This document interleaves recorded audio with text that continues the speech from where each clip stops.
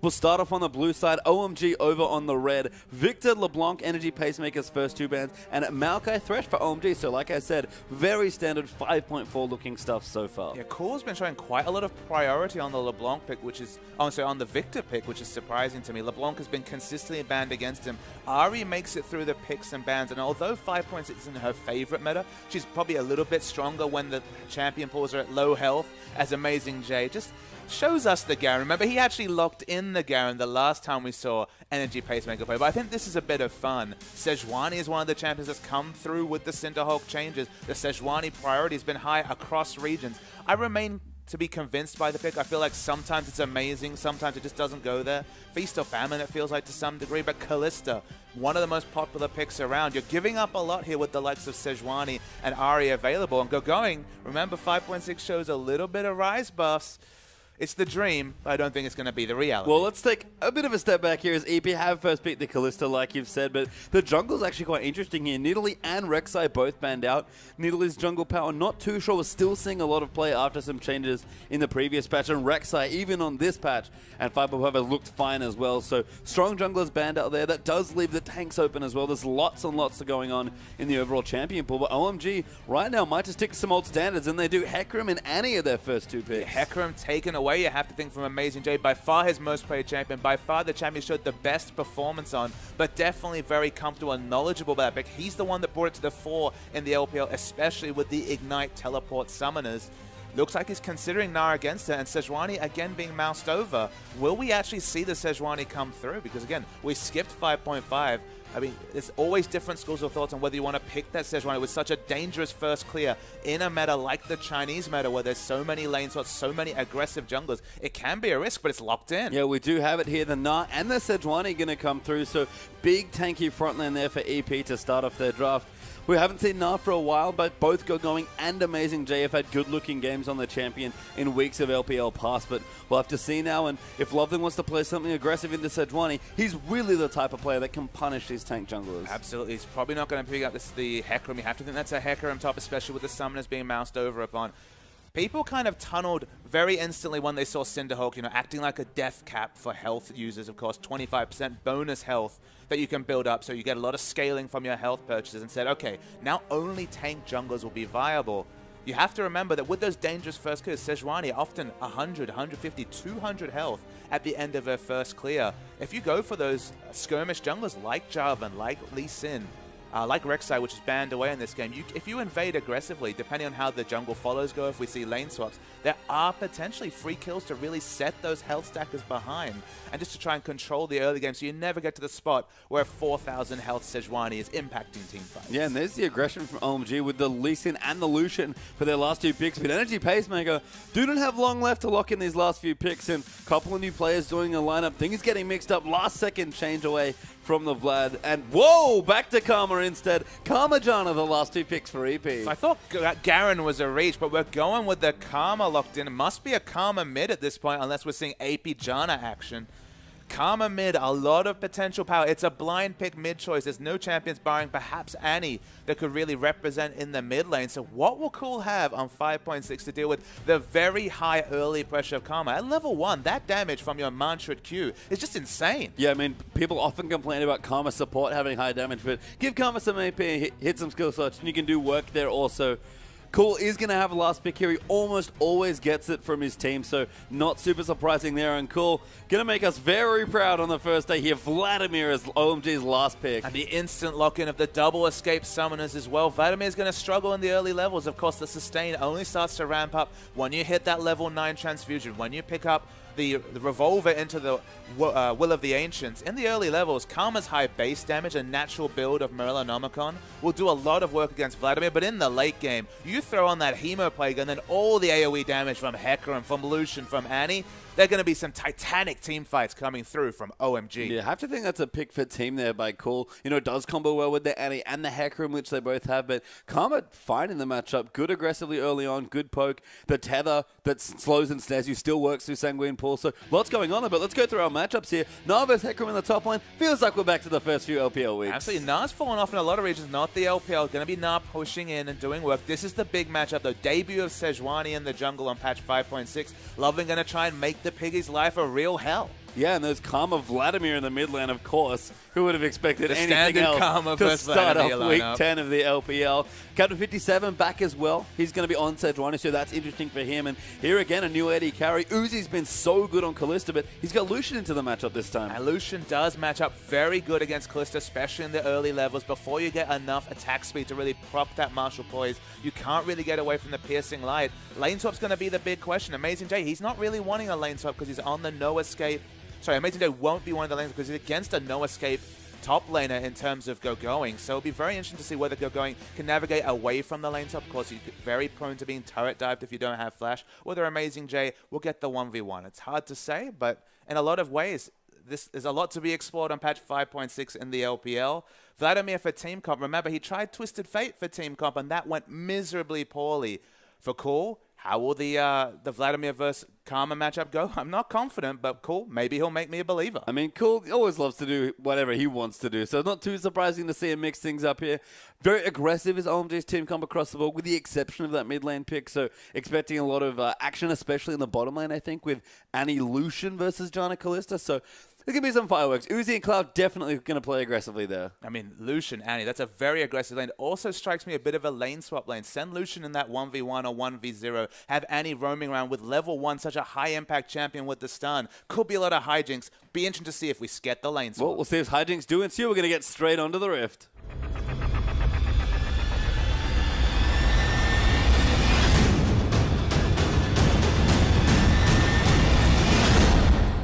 And welcome into our first game here between EP and OMG. We're jumping a little bit further in here. Level 1 is almost always over, but we've got a couple wards down. Looks like players just moving back and forth, trying to get a foothold, and most importantly, protect the Sejuani's early clear. Absolutely. Sejuani falls so low in the first queue. We've mentioned it already. I'm sure you guys have played it in solo queue and realized it's just very, very scary on your first clear, and no more scary than if you have a Lee Sin on the enemy team. With that missing health damage, you fall down to 150 health, you're going to die. Yeah, so have to be careful here. We can see Uzi and Cloud hanging out on this side, so they'll actually get aggressive onto the blue buff.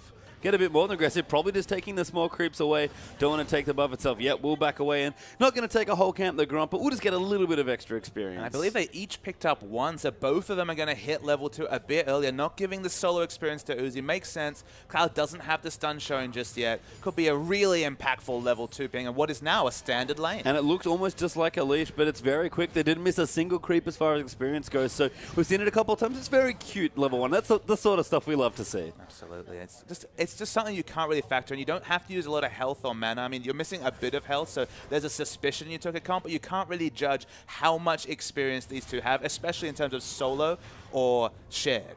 Yep, so down the bottom, we do see the standard lanes break out. So we'll actually have Uzi and Cloud with their aggressive dual lane here, and you can see that level 2 being hit, and instantly Zhang Ao and Shu are completely zoned. Absolutely. They can't even meet the minion wave. It's very unfortunate. There's not going to be a lot of lane presence coming through from EP, at least at level 1. And given that Lucian does very well in this 2v2 matchup, I don't fancy the amount of pressure that they'll be able to put out. And maybe that will open up Loveling for the aggressive counter juggling he's so known for. I mean, already Kalista falling about 10 CS behind here. And that, of course, will pick up as the waves do come in and she's able to pick up CS. But Uzi always wants to make you contest for CS, and this is the sort of lane where he can really bully people. Absolutely. I mean, he loves the Lucian. The Lucian coming back to his champion ball. Not necessarily the meta, because there hasn't been a lot of direct Lucian changes. But always a fantastic Lucian. Took Starhorn Royal Club straight through to the Season 4 World Championships with excellent Lucian play. I guess it's not a surprise that when it's back in the meta, or at least when it's back in the thought process, he can do great things on it. But in the top lane now, Captain 57 going to make his presence known. Amazing Day bounce a little too far forward and going with the devastating charge, and a little bit of swagger just gets out from under that gank. I love the manners coming through from Going. This is 2nd versus 12th, so maybe some overconfidence coming through from OMG. They've certainly got the meta picks. The Karma is the big question mark. Has Ignite probably going to be a build Morellonomicon?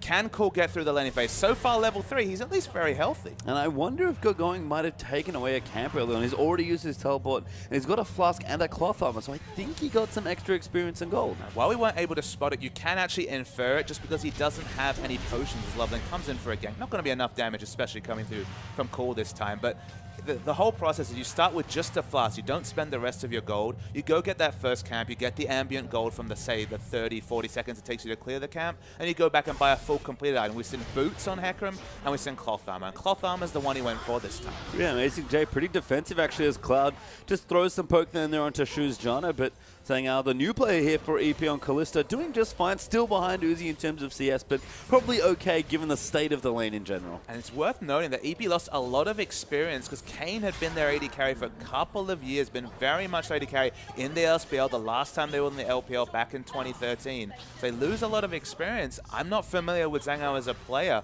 Be interesting to see if he can match the mechanical skill of Uzi, because if he even does capably in this lane, he's performing very well compared to other AD carries who've struggled against Uzi, especially on comfort picks like the Lucian. Yeah, and as we can look down some of the lanes as well, interestingly, 2 lanes for OMG winning in CS. The Lucian Kalista lane, that's expected to go going a little bit behind, possibly due to the camp that he took from Amazing J's Nah. Even though Amazing J has a Doran shield, but cool.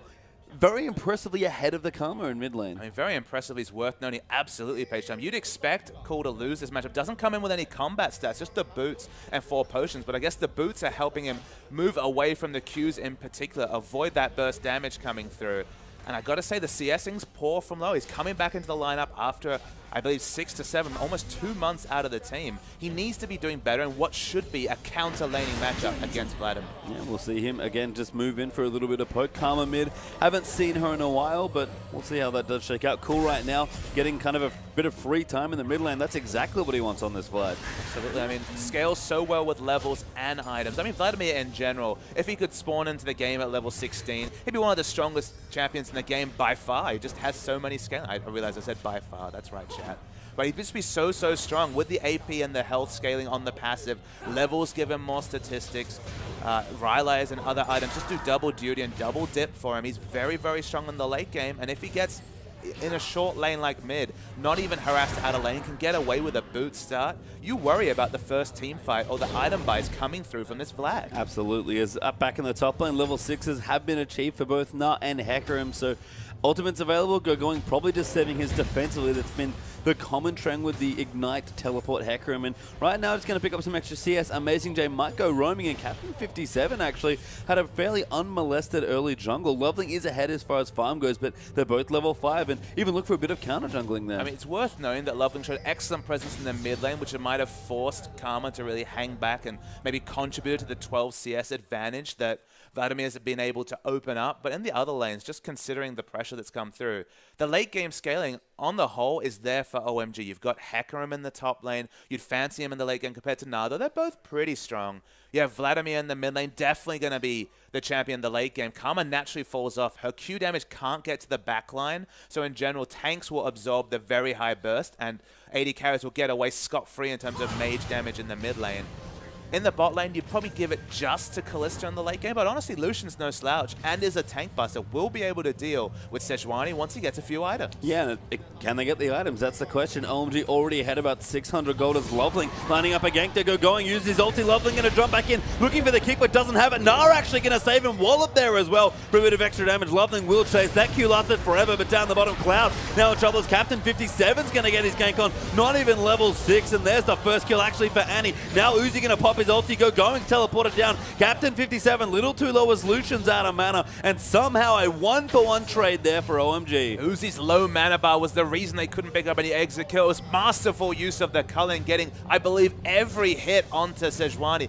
At this early stage at level 6, probably stronger than just auto-attacking. In the late game, you definitely lose DPS by using the culling instead of auto-attacking, but at level 6, it has very high base damage. It does, and you can see Captain 57 now level 6, but crucially was not there, so no extra CC and a bit of extra damage there for that gank. Good pressure there. It was able to actually pick up a trade kill, but OMG in that situation, going with his teleport, maybe feels a bit robbed to not have another kill, but very strong response. I mean, we can return to the previous game that happened just before there, though. The difference there, if Loveling was level 6, actually just level 5 at this point, just pinged level 6. If he was level 6, he would have been able to kick Nah away from turret, and they would have picked up a kill there. So again, the levels working against the jungle games, which should have been successful on both lanes, and the overall result, it's 1-1, but the late game scaling comp in OMG ahead by just 100 gold. And Cloud doing a bit of a drive-by, actually has his pink ward ready to go going, flashes himself there as well, so Low going to play quite defensively, and Cloud immediately leaves. But if we do look to the junglers, like you said before, Sejuani, Trailblazer, plus the Cinderhawk already completed, and Loveling, he's got his Stalker's Blade moving in towards the Warrior with that longsword, but he's got a Sightstone in between. I feel like scaling will be our new meta word during 5.6. Of course, the health scaling will come through double dipping, triple dipping in those purchases from the Sejuani. Vladimir, because of his passive, doing similar duty.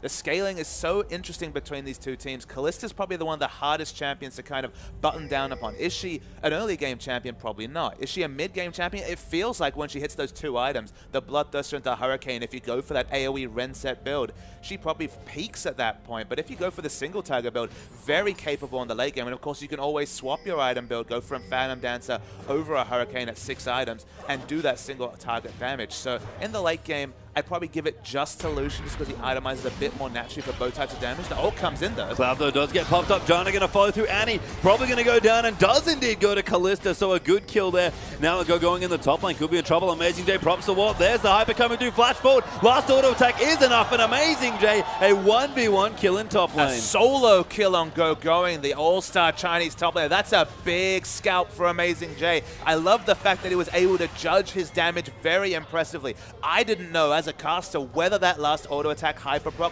would kill the Hecarim, but he certainly did, going for the aggressive turret dive flash. Kuldo's already ulted onto Shu. That's a lot of Hemoplague damage. Loving kicks him in the face there. Ultimate is going to be enough, but Uzi's going to pop in, get the next kill round the side though. Too much damage coming in. Captain 57 going to get the next kill. Cool gets a double to Loveling. Tries to get into a smite wall, but loses the Captain 57. Nah, takes out Vladimir off to the side. Loveling ward hops to safety maybe as Amazing J bounces over. One more auto needed. Either popped over. Beautiful timing by the set, and there's a double for the Gnar. 3 and 2, and the Dragon comes through from EP. That's another victory after taking out going in the top lane. The fans look a bit bemused, Pastry Time, because OMG, they're losing this game. They really are. I mean, they were ahead slightly before, just maybe based on CS, but right now, 1,500 gold or so ahead for Energy Pacemaker, and the man of the hour, as is almost always the case for this team, Amazing J, off to a blisteringly good start on Gnar. I mean, you blind pick Hecarim against Amazing J. He's got ideas on how to beat you. The Gnar's doing very well. We've seen this matchup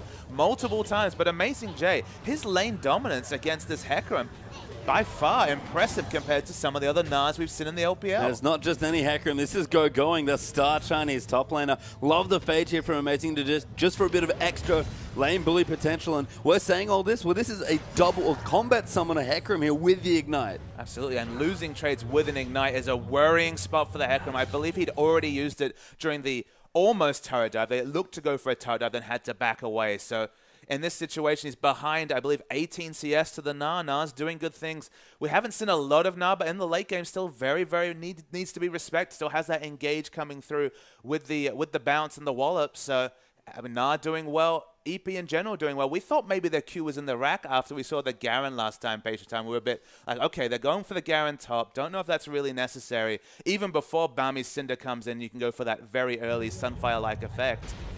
In this case, though, they're stepping up with their new lineup. And that's exactly what they needed to do. It is a new lineup. They've got not a whole lot of, they have not that many games left to play, although the most of almost any other team in the LPL at this point. Every 2-0 is crucial 3 points, and EP, with a miracle run here, could make it into playoffs. I don't know if the tipping competition in China is going so well. I mean, just judging by LOL Esports, 96% of people voted for OMG this game. EP, they're looking to do some giant killing. I mean, 2-0 against OMG, hell, 1 win. It's still very early, only 13 minutes. Not sure if they'll get there, but they're certainly starting well. Yeah, off to a good start. Have that first Dragon, of course, don't forget, and upping kills and gold as a result. No towers being felled yet as Loveling and Cool team up to take away the Raptors, but Sejuani getting stronger now. Probably an Aegis coming through, you have to think. Nidatabai already completed there as well. And Low here with the Athenes. That's the other thing to talk about. 5.6, seen a couple of changes to that item. And that's why we talk about champions like Ziggs who were directly buffed, but the indirect buff is so much bigger. Going from 50% mana regen to 100% on your completed Athenes. The Chalice being cheaper helps you against difficult matchups like LeBlanc for these wave clear champions. And then, as you mentioned, the Athenes also now gives you 30% of your maximum mana refresh on every assist. So because these control mages, they have shields, they have utility, they're often getting assists just like a Janna picks up Magi's. You're going to stay on so much mana sustain, and it's going to help you get through fights and be relevant. And it makes sense why we see someone a bit more like Karma and Vladimir, honestly. These aren't, you know, the two quintessential high DPS control mages, but they're definitely a lot more about sustained damage and utility and a little less about assassin-like burst. I am a little bit disappointed to see Lure go for the Athenes just because against a Vladimir, I feel like the healing reduction will be that much more important. The tether actually goes through the pool, as is the case with all tethers, like, for example, Fiddle's Drain. In this situation, doesn't do a lot of damage and able to back away, as Captain 57 looking to skirmish with Loveling. Yeah, defense is pink, although that's what Loveling really wanted, but he will be denied, and Captain 57 doing a great job early on here on the Sejuani.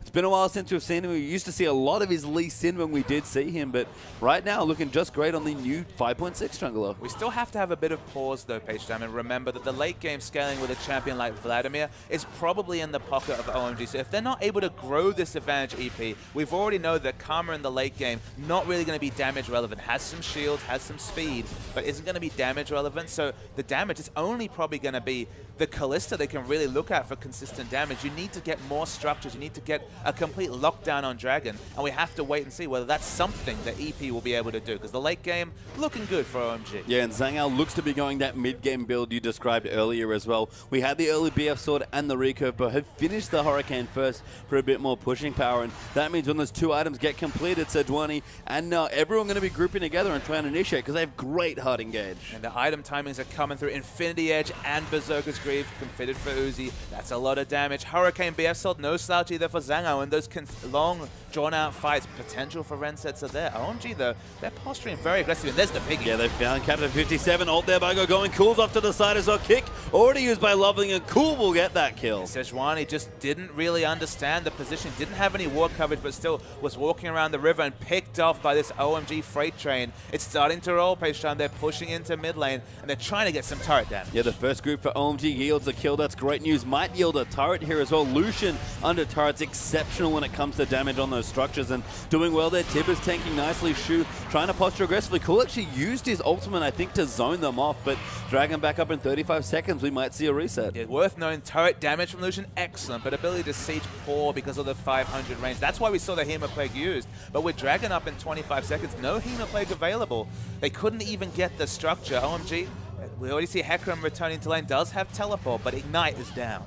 Yeah, so not going to be able to use that. EP now going to counter push as they get a little bit of damage done. Kalista, interestingly, kind of interesting under turrets. I feel like Martial Poise does make you very safe, but you're still a standard 550-80 carry. Absolutely. I mean, it's better than Lucian in terms of safety, but not in terms of damage. So it's a trade-off coming through. It has a lot of attack speed and flat AD, at least for this early 16-minute point. So doing respectable things under turret. But now that Hecarim's moved top, we'll look for wards. There really isn't any for OMG, barring a ward towards the bottom of the banana bush. It looks like it's going to be a free Dragon for EP. It's only the second one, so OMG, some confidence being able to let that up. They just want to get some turret damage to the top. And that's a disappointing loss of that Dragon, honestly. They'd killed the jungler. It wasn't quite ready to take out the Dragon there as well, but could have, you know, tried to get a push, get some wards down at least in the area. Instead, looked for the counter push mid and lost that Dragon. And that's kind of the way in here for Energy Pacemaker. We already mentioned their comp's fairly low damage. If they can give it high damage with that fifth Dragon ticking away, won't have any problems at all in the later stages. Absolutely, that's the consideration. In the late game, even your auto attacks, when they're burning with the true damage,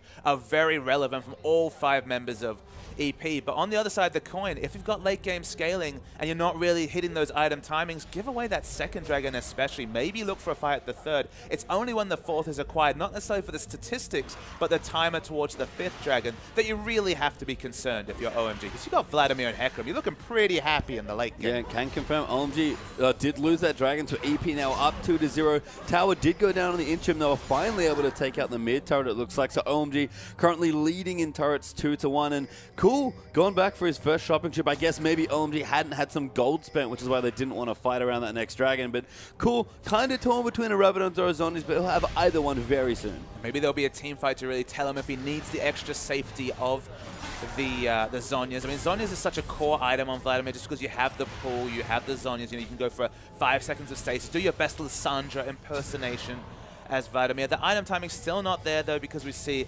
a bit of armor and defensive items picked up by Gogoing, and of course the The boots have already been upgraded with the home guards, looking for the home guard gank. So they haven't hit the big item timings yet. However, given that they're close to them, could be a big fight coming up at the next dragon. And that's what they need, just a bit of scaling, deny the crucial third dragon, and then get the ball rolling from there with slightly more scaling on their comp. So Uzi smoothly going through his power curve. That's probably the nice thing about OMG's comp with all the scaling that they're looking to do in the top half of the map, or at least in their solo lanes. Uzi and Cloud, who often play aggressively anyway, just kind of get OMG to that point safely. And I love the fact that you mentioned the smoothness of the power curve, just because that's something that we've kind of seen Kalista players struggle with. Do you go for that Hurricane Rush? Do you build a bit of the Hurricane and the Bloodthirst, and maybe BF Sword into recurve bow, and come a danger that if you can never enter lane with the constituent parts of 2 items, you might never actually get to that Bloodthirst or Hurricane at a decent item timing. But Lucian can happily build the Infinity Edge, builds well into the Zeal. You feel really good when you have those 2 items as Kalista, but before that, you kind of struggle. Yeah, looking okay right now. Does get the tower there, so good push coming through as Loveling trying to trap somebody. Cloud missing his Tibber stun, though, was amazing. Jay is able to just hop away. Didn't even need to use his flash. Now Loveling might get slightly caught off, but instead just some wards being taken out. Baron is just about to spawn, but I don't think either team's quite ready for it yet. No team's going to be rushing down towards Baron. The gold is all equal again after being 1,000 gold in the advantage previous. I think a lot of that was the turret coming down for OMG, but again, with the late game scaling, only 2 dragons really to the advantage of EP. You're even ahead in turrets if you're OMG 3-2. Things are going fine for OMG. Not ideal. They'd like to have some kills too, but fine. Yeah, and you know, getting those towers is pretty crucial. Just being able to make plays when you finally hit your item timings is kind of the other thing, I guess. We talk a lot about power spikes, but they're not very good if you can't make use of the items you've just bought. And it's OMG that we always discuss about with their ability to get aggressive wards down after they take down the 3 outer turrets. The mid turret was always called the enemy mid turret in this situation. It was always called the OMG turret because it really opened up their aggressive roaming and ward. You can already see wards around the enemy red buff. It looks like they won't be able to contest it, as you can see Kalista picking it up on your mini-map. But they have an exact timer on the respawn of that red buff. They're getting wards around in general. The aggressive warding and picks, that's the OMG way. They don't have the item timers or necessarily the mid-game power spikes to aggressively go for them, but they at least have complete information on all the buffs on the map. Yeah, Cool going to move around to the mid as well, clear something out. Going might be looking for a flank here with his Hecarim multi. That's part of the power of that vision. Cool actually landed a Q onto a Captain 57, but didn't cancel the recall as it had already been completed. But 2 items done now for Zango. Going actually looking for the bottom side. Amazing Jay.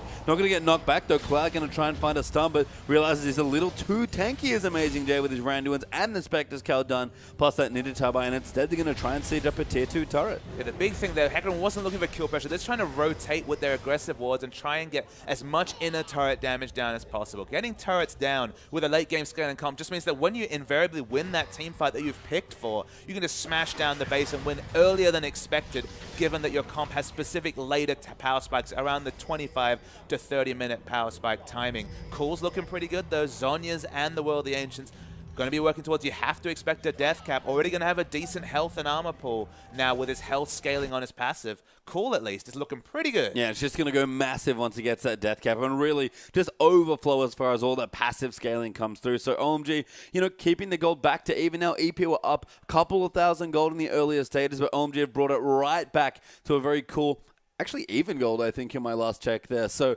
fine stuff going there. Next dragon will be up in a minute, so OMG have to figure if they want to contest and really fight for it. But EP, who had a very good first 5 to 10 minutes, have just kind of let OMG back into the game a bit. It's kind of been the meta-narrative of the EP season, don't you think? We remember the early heady days of Sion tanking the jungle, suiciding to the dragon at level 1 and picking up that dragon, then just not being able to capitalize on good early pressure. That's unfortunately been the consistent EP through line, is they struggle to necessarily take advantage of their power spikes. They've split a lot of series. That's kind of this crazy thing. They're anchored to the bottom of the table. It doesn't mean they've been losing 2-0. They've been drawing a lot of series 1-1, but they haven't been able to pick up those big 2-0s because they just don't consistently capitalize. They can, on their day, do some amazing things. Amazing Jay in particular, living up to his name from time to time.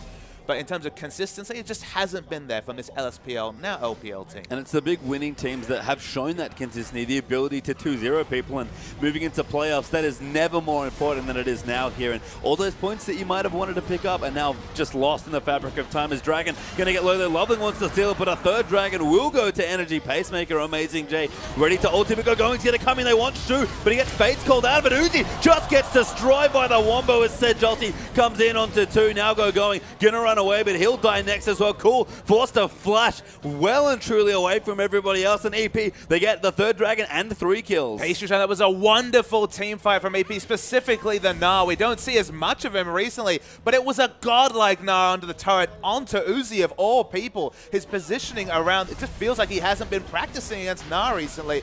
Amazing initiate by Amazing J, again doing his name a lot of justice, and they're going to hopefully be able to take down this Baron from an EP perspective, but Lee Sin is lurking. Yeah, Shu uses his ulti, gets a bit more health going in. We've got the Kalista Spear stacking up into the Baron as well, so Loveling not even going to attempt to contest here. Low kind of zoned him out, and the Ren secures that the first Baron of the game goes to Energy Pacemaker. It's difficult to communicate how important these neutral buffs are to a potential victory here for EP. The teamfight victories, they're wonderful, but 5 dragons, you have to think with a Karma Sejuani comp is the only real way to victory. So we're going to see a replay. They've already picked up the dragon at this point.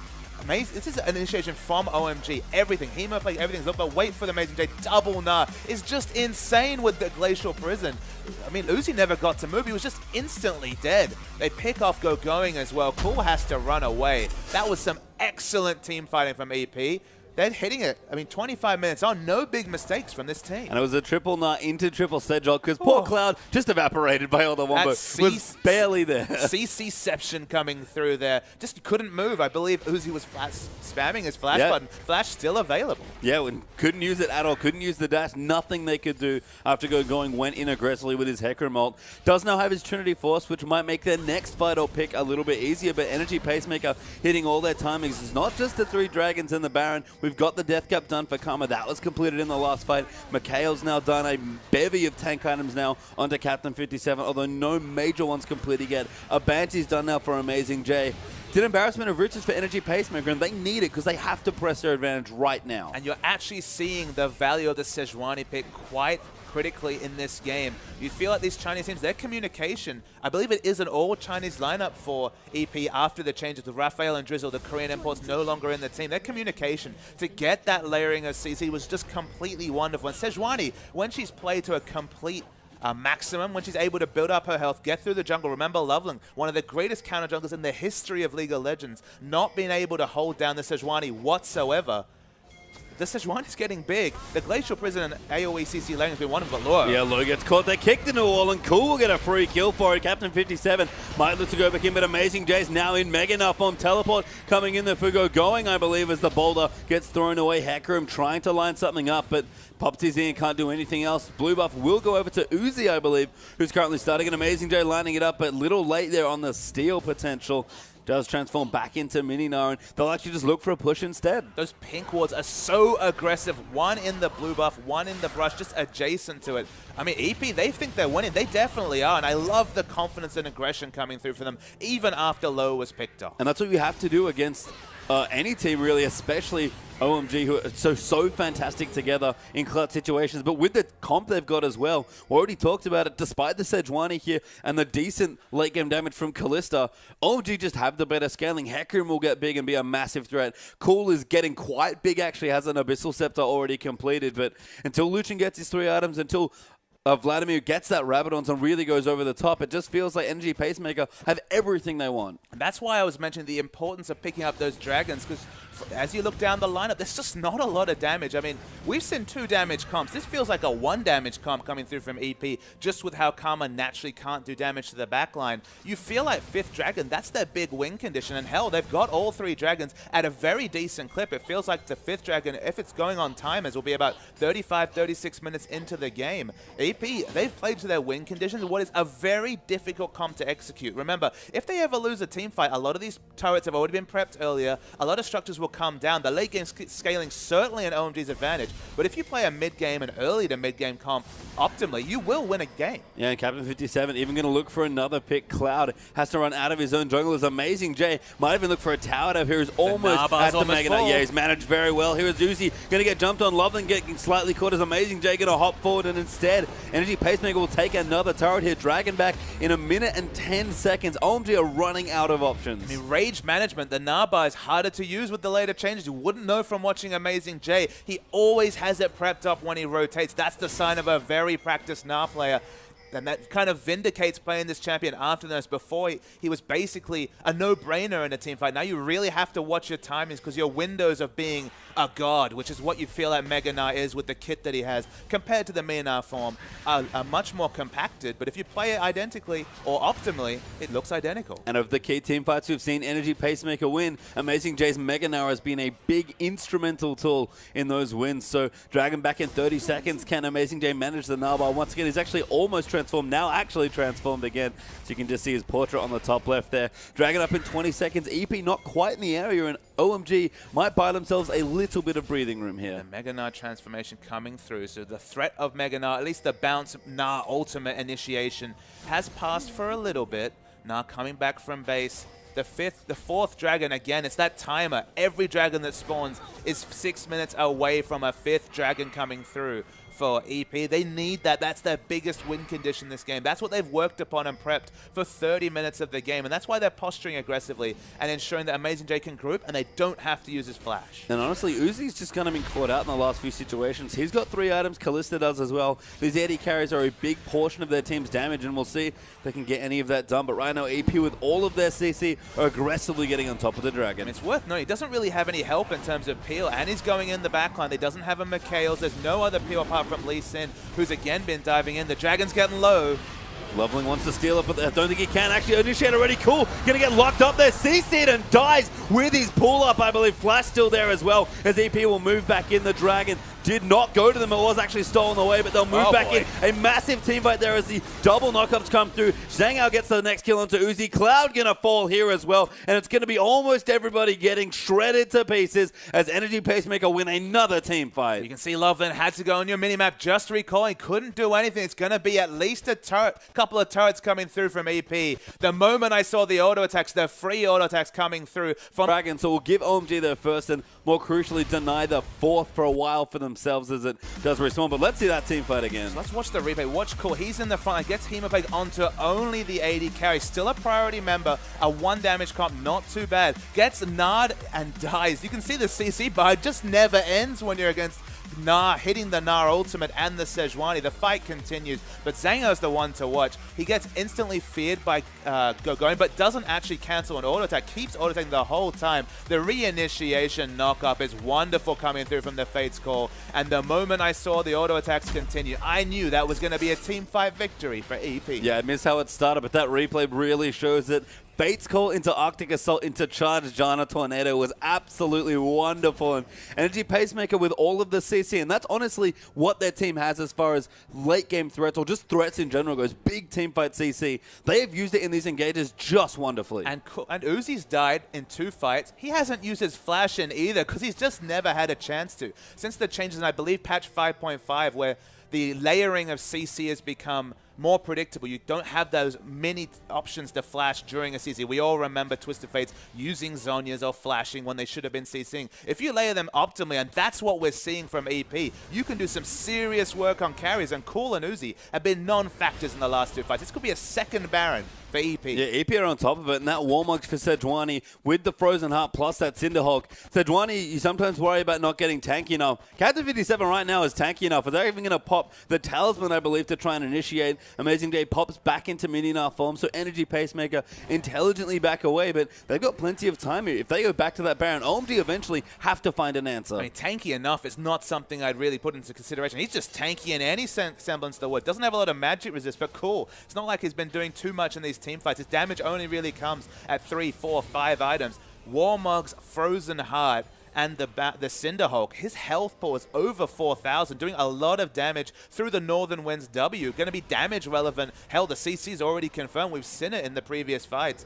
Everything's looking good for EP, but remember, one mistake, 1-1 team fight, the late game scaling will come through from OMG. You're still not far enough ahead. It's only 6,000 gold at 33 minutes. Yeah, and kind of looking down, the AD carries are actually even, so a big credit to Uzi for keeping significantly far ahead in CS despite everything, and you can tell he's got the items. The Shu gonna get caught out. He gets flash kicked there down as well, but Fate's called out of the way by Zhang Ao, and very smooth stuff by Kalista. Kalista Janna, that's what we saw after the heady Kalista Annie aggression days. Kalista Janna means that Janna can go scope those wards so aggressively and know that she has the untargetability of the Fate's Cold defense coming through, and Liv will have to go back. No staying around, still has all her CC and flash available. Might see a fight. Yeah, cool poking in. Uzi going to use the culling. Amazing Day trying to build up the Narbar, but doing a good job early on. Going. Can't get tornadoed as he dives straight in, but Amazing Day. Massive three-man Nara ultimate again into the CC. Cool going to get low, but Shu and low peeling him off. Uzi, though, now finally doing damage as Cool will get sniped by a Karma Q. It's 2 for 2 so far as Uzi going to try and chase them down.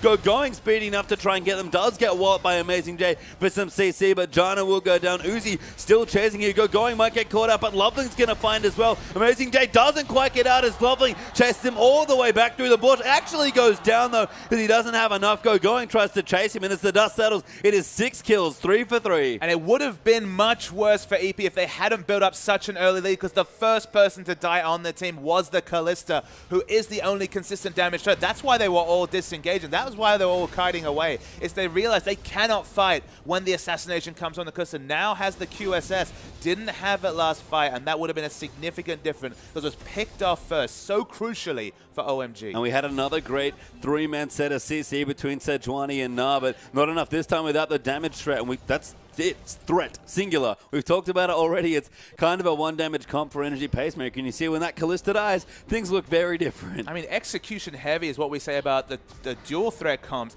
This execution needs to be completely amazing for EP to be able to win these fights. They've managed it a few times, but you can't make too many mistakes against a strong team like OMG who already have the scaling advantage. Yeah, it's a little less execution heavy and more execution reliant at this point, given that that's all they really have. We've seen Hyper CC comps do work before, but you have to play so well for that sort of comp to work out, and Baron is getting aggressed on again. Again, the Talisman will get popped, looking for a bit of action. Amazing Day does need to stack his rage back up, but he's on to Loveling, and a big wave has been prepped in the bottom side, so EP, they know they have time on their side. So you might wonder, why is EP just DPSing down this Baron and not going for other objectives? Their big problem is their team is so much better at counter-initiating than full-on initiating. A lot of people say, but you got Sejuani, long-range AoE stun, but you just can't capitalize if it's hit on long range, if you're trying to initiate with it. Na as well loves setup CC. It's 2 setup CC teams trying to fight. That's why they want to fight around the Baron, around a cove like this. You can see in your inset there, they're getting a lot of turret damage as well, so they want to keep starting.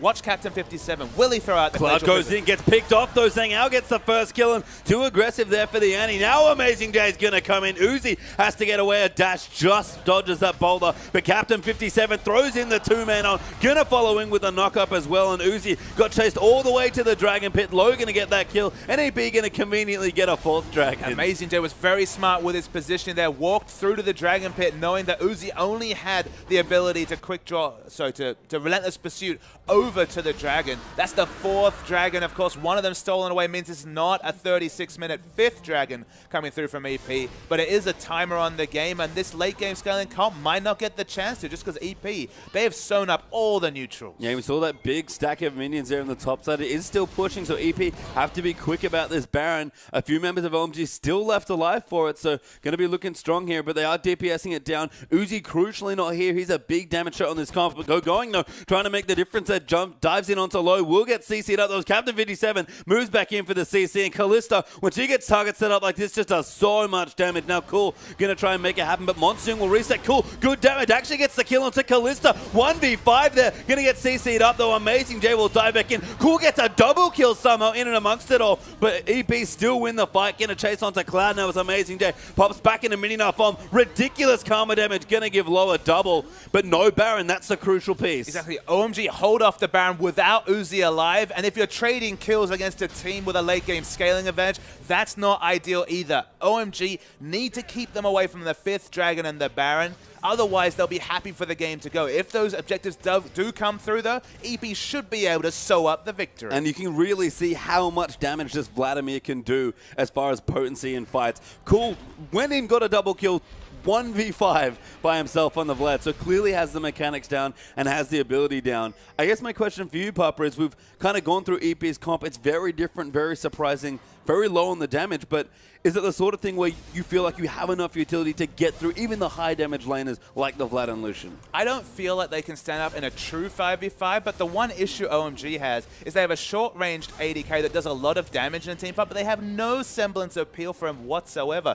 Loveland's been in the front line of these fights, and he's all about flash tibbizing. There's still not been a QSS. The QSS is so important, finally completed for Uzi to be self-reliant, but the appeal is not there for Uzi. If Uzi is assassinated, if they don't have to use the Glacial Prison for chasing purposes. They did manage to kill Lucian during the previous fight, but it wasn't available for the subsequent fight.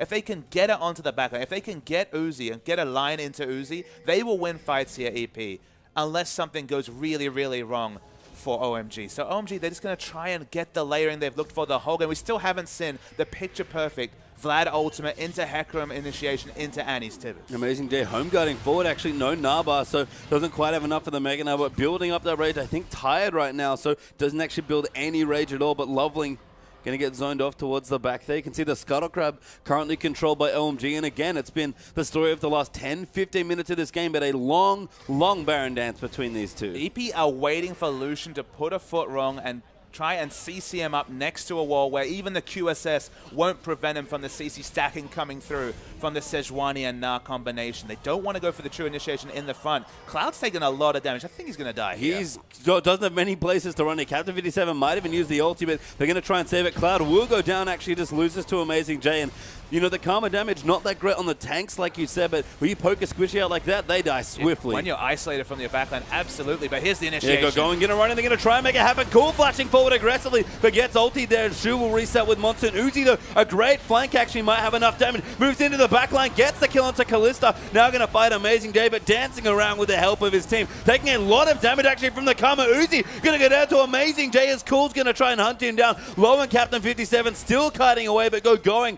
chasing in towards the Karma, but low. Too squishy now. It's Amazing Day. Dives back in, gets another kill, and it's a bloodbath. Another 3-for-3 trade. Cool, importantly, did not have his Ghost available, so is kited throughout that fight. Hasn't gone for a Rylai, so has no CC of his own, barring the pool. So he's at full health, but isn't really able to impact the fight, which was a significant problem for OMG.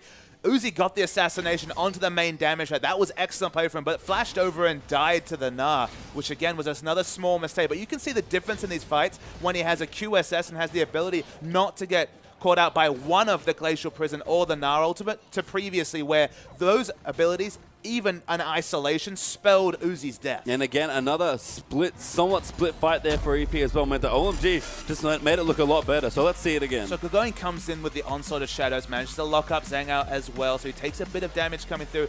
Absolutely takes a lot of damage between Vlad as well. Has to back away from the fight. But the big tipping point in this fight is when Uzi manages to get the onto Zhang, kills him with 1 Q. That's the big factor. So the fight continues. You think, okay, EP's got no chance here whatsoever. Karma's already low, but Uzi flashes after Amazing J and just dives to the wallet. Karma in the backline, she's very deceptively hard to take down, does a lot of damage, so Hecarim has to back away, but cool. He's caught between multiple members, doesn't have the range to get the kill on Amazing J after initiation, and it's again all even, but you have to again give the advantage to OMG. They're starting to close this gold gap. It's still only 6,000. It's been 6,000 for about 12 to 15 minutes. And it's just such a weird game as well. Kind of some new picks coming through. A very interesting team comp on both sides, honestly. Definitely 5.6 already showing a lot of changes here in the LPL. But I'm going to give points to Low in that last fight as well. Looking back through the replay, he sniped 2 different squishes with those Qs. And again, when you find the targets with the Karma, you do respectable damage. And that's why OMG need to get fights into the open. We already mentioned that EP wants to be using their CC for counter-initiate. You don't have that luxury when you're fighting around Baron, but that's why EP,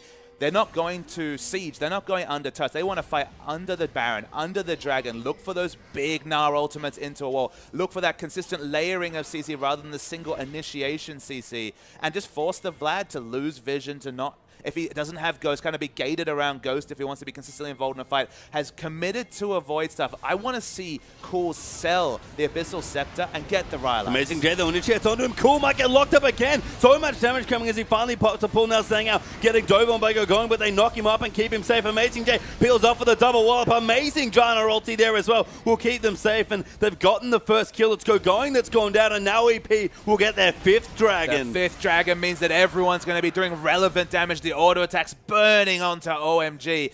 The Uzi, during that fight, got almost no auto attacks off, was forced to retreat to the cove. No safety against all the tanks and CC coming through from EP. Without the Rylai's, Vladimir is getting kited, isn't doing consistent things, needs a bit of CC threat. Scales so well that items, doesn't really need the Abyssal at this point, and it should be Baron to add to the 5th dragon for EP, but OMG. No, can't steal it there. Staying with enough rend stacks. Cloud going to get dove on again. Far too aggressive is cool. Even going to dive in, but gets knocked up. Will find the pool, but should die here as well. And Amazing J gets a well-deserved double kill. An Energy Pacemaker now on the verge of taking game 1. But their minion waves are in disarray. It's been a consistent problem for Energy Pacemakers. Their control minion waves has been poor. Massive stack of minions in the top lane, propped by going earlier. Uzi actually managed to pick up the enemy red through a ward just because they have to react to these minion waves. They've got all the advantage though. Uzi, he's overstayed. Yeah, they know he's here, and Shu's running in. He's actually going to go and try and make a fight, but the ulti comes in. QSS might save him. Fate's call though, and Zhangao rips him a new one. Uzi far too aggressive. Yeah, Uzi wanted to get an exit kill. The easiest one, at least on paper, was Janna, but the Fate's call ensures